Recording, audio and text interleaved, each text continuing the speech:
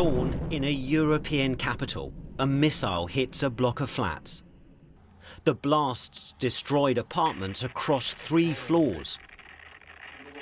Firefighters rescued the injured. So far, miraculously, there are no reports of any deaths. We managed to escape. We were in the kitchen. We were lucky. It was a direct hit into the living room. My wife and elder child have their legs broken open. The younger was taken somewhere by the rescuers. I am looking for him now. Today, Ukraine's president posted this from the streets of the capital. There is a lot of fake information on the internet now, saying that I am calling for our army to lay down its arms, and that an evacuation is underway. Well, I'm here. We will not lay down any weapons. We will defend our state, because our weapon is our truth. And still the missiles come. Here, a residential building in the centre of Kyiv.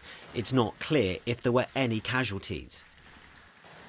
President Putin hoping that attacking Ukraine will encourage Ukrainians to overthrow their own government. I appeal to the servicemen of the armed forces of Ukraine. Do not let neo-Nazis and Ukrainian ultra-nationalists use your children, wives and the elderly as human shields. Take power into your own hands. This country is under attack from 3 points of the compass. The Russians aren't advancing as fast as many thought they would, but the Ukrainian military remains outnumbered. In the central Ukrainian city of Dnipro, many have started to consider what until recently seemed unthinkable. I don't want to lose my country. I love it so much, you can't even imagine that. It is quite shocking for me, and right now I'm thinking about taking weapon to my hands, at least to defend my local districts. Others have not stayed to find out.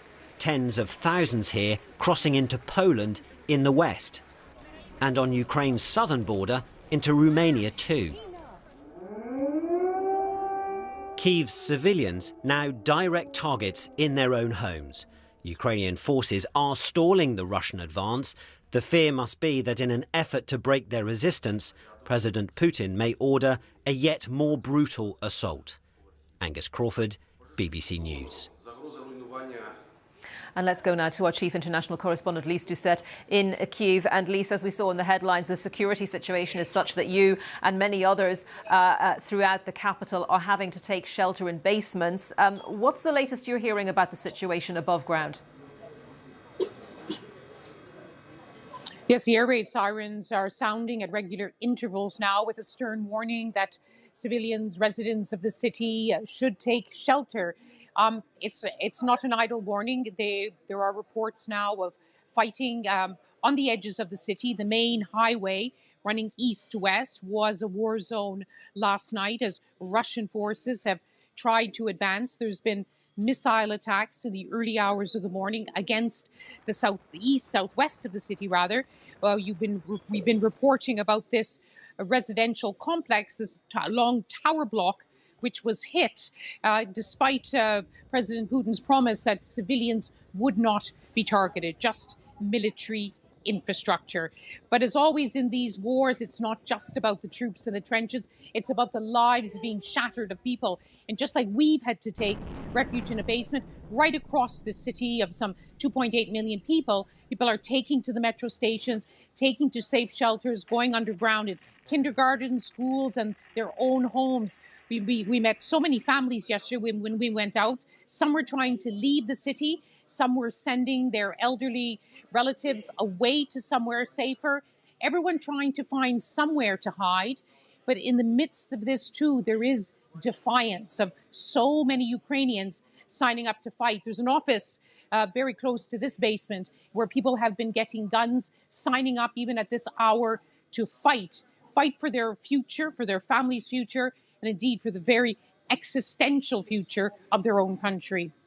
And Lise, that was a tone struck also by President Zelensky, wasn't it, in his latest message a short while ago? He said we will overcome, and he seemed defiant, but he also seemed pragmatic, I guess, in that appeal for help, saying anyone who wants to come and fight to help us defend ourselves, we will arm you. And a recognition from him, I guess, in that statement of what a tough job they have on their hands to stave off the Russian forces.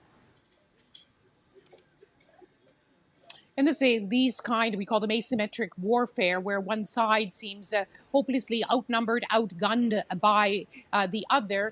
For Ukrainians, and we've heard it from President Zelensky, we heard it from Vitaly Klitschko, the mayor, who's a champion boxer in another life, basically this morning taking to the streets and saying, we are still here, we survived the night, and Russian forces are not in the center of the city.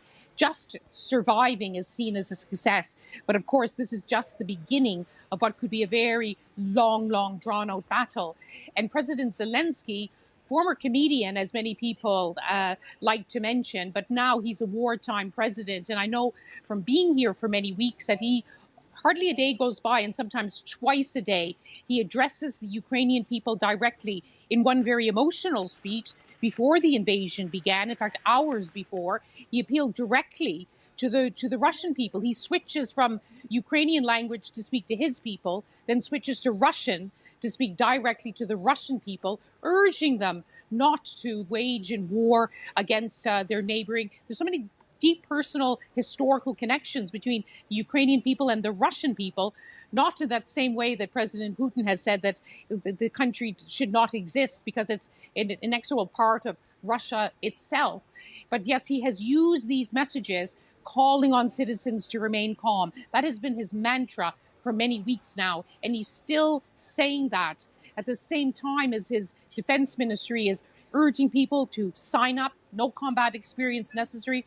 Any man now between the ages of 18 to 60 could be called up, but there's so many volunteers. People also being told yesterday to prepare Molotov cocktails to take on the invading forces. So this is not just army to army, it is very much the army against the people as well. And it's interesting, just reflecting on what you're saying, Lise, about the juxtaposition, I guess, between what's happening on the ground and what's happening beyond Ukraine's borders, because clearly other countries are lending their support to Ukraine, whether it's citizens protesting on the ground, whether it's sanctions at governmental level, whether it's sporting bodies, business organizations condemning the invasion by Russia of Ukraine. But when it comes to what is happening on the ground, albeit other countries have sent in arms and so forth, the Ukrainians really are doing this themselves, aren't they? The fight is with them alone.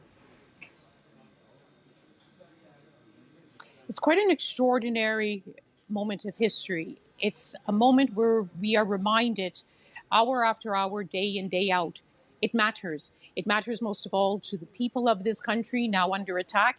It matters to the neighboring countries, including those of the NATO alliance, who have now invoked Article 4, asking for more protection because now they too feel threatened. It matters in London, where, as you say, it's not just the soldiers and military leaders, it's diplomats, it's sportsmen, it's filmmakers, it's artists. It's really a profound realization is sinking in. Yes, this is about Ukraine, but it is about all of us. It is about territorial integrity. It's about sovereignty. It's about people being allowed to determine their own future. This is a war which is shooting right round the world, which is why you are now broadcasting. We're all broadcasting from capitals around the world because everyone wants to have a say. Everyone feels affected in some way. But when you get down to the actual conflict on the ground, it is the Ukrainian people and armed forces against the might of the Russian army and navy and air force. Lise, thank you very much. Lise Doucette, our chief international correspondent. Do stay safe, Lise. Well, our